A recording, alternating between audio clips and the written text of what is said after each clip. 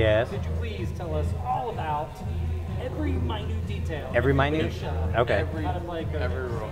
Okay. By Vlad Shvolovsek. Vlada Shavto. We want you to recite the rule book verbatim without looking at it. Without looking? Start with page 2. Without, right. All right, I'll give you the down and dirty version of it. Okay. It's my favorite version. All right, so Codenames, it's a 2 to 8 player game, but essentially any number of players can play the game as long as there's 2 teams, and preferably that we have even number of people. It's I guess each of the players are a series of, there's a spy master for each team, and then there's a series of spies or agents that are working for them, and there's also one double agent, which is actually represented by a card, and if that card ever gets chosen, the game is instantly over. Whatever team chose that will lose. That's the assassin? That's the assassin.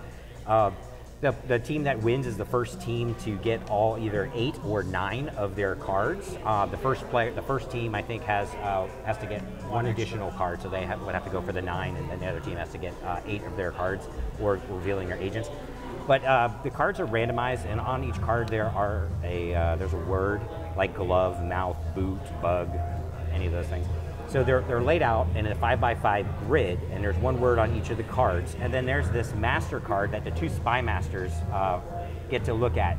And you can see that there are the red and the blue agents. And the spy masters have to, when it's their turn, they flip over a timer. Once they reveal, they get to choose 1 word and 1 number.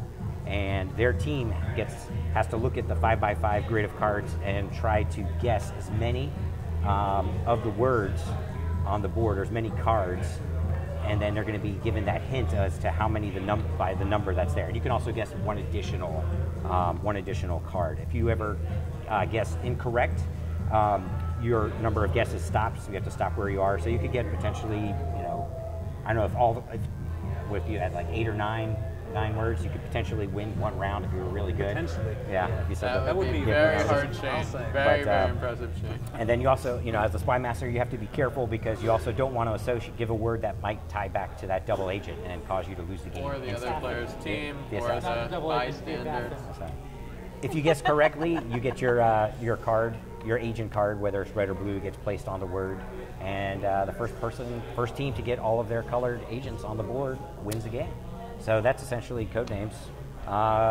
Andrew, what is your favorite thing about Codenames?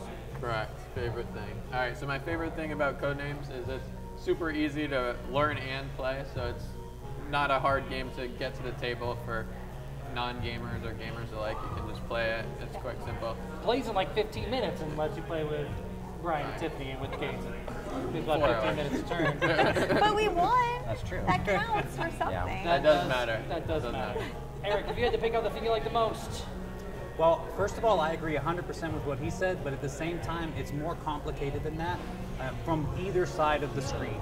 Because on the one side of the screen, you have to maneuver around all the other words that could be what you're talking about, but the other team is also claiming. And of course, the assassin always out there looking to get you.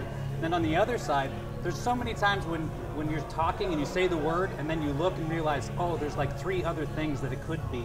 So it's hard for the other side also because they have to kind of figure out how you're thinking about the words. So And you do a fantastic job of using 1 word and linking multiple things to it. And I know it's a little bit of a risk-taking thing too, but you really did a great job, and that's I think probably the key to win the game as well. Tiffany, if you had to pick something you like the least. I'm really bad at poker for a reason because this face doesn't hide anything.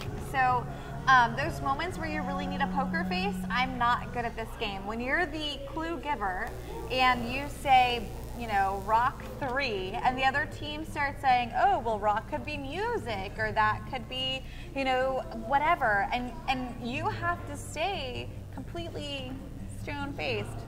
Like, see what I did there with rock and stone? Anyways, I'm not good at that. I'm always the person that's like, so that's really hard for me. So keeping my cool is difficult to do in this game. That's probably what I like the least. So you're saying this game's only for cool people? This is only for the coolest of cool, and I don't qualify.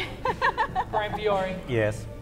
I'd have to say the thing that I like least about Codenames is I don't think that the theme necessarily ties in or integrates well with the game. It's more of just like an abstract word game, and any kind of theme could just be painted on top of it. But Well, it's no Mage Knight. that's true. That's for sure. Yeah. Well, I'm Patrick. That's Andrew. That's Eric. That's Brian. And that's Tiffany. Just got done playing Codenames by Plata Shabano. That guy. Good. He's wonderful. Plata Shabano. Something. Thank you very much for watching. We're sorry, Plata. We're at the Cloak and Blaster. We're still here. Yeah. What? They Yeah. didn't- Yeah. They didn't make us leave yet. No, not Soon. yet. Very soon. On In the fact, here tail. she comes. Okay. Told you should have worn pants, Brian. To be fair, the sign does not say Yeah. shirt, shoes,